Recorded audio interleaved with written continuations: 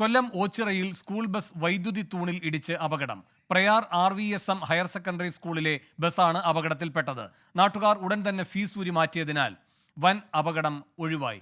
AV Jaishankar കൊട്ടാരക്കരയിൽ നിന്ന് കൂടുതൽ വിവരങ്ങളുമായി ചേരുന്നു. ജയശങ്കർ, എന്താണ് വിവരങ്ങൾ?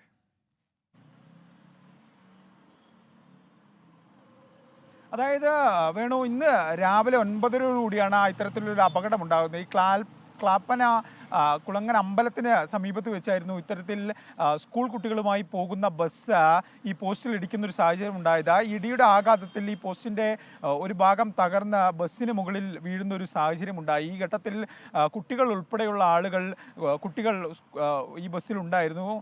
LKG കുട്ടികളാണ് ഈ ബസ്സിൽ, 10ഓളം കുട്ടികൾ ഈ ബസ്സിലുണ്ടായിരുന്നു. പക്ഷേ നാട്ടുകാർ അപകടം ഉണ്ടായ ഘട്ടത്തിൽ തന്നെ അടുത്തുള്ളൊരു ഫീസ് ഊരി മാറ്റുന്നതിലൂടെയാണ് ആ വലിയൊരു അപകടം ഒഴിവായത്.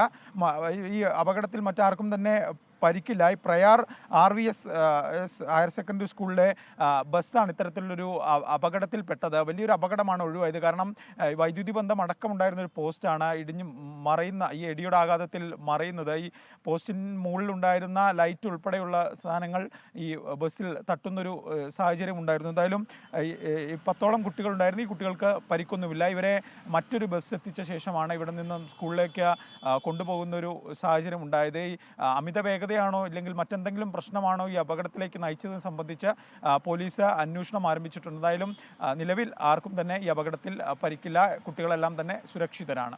AV ജയശങ്കർ കൊട്ടാരക്കരയിൽ നിന്ന്.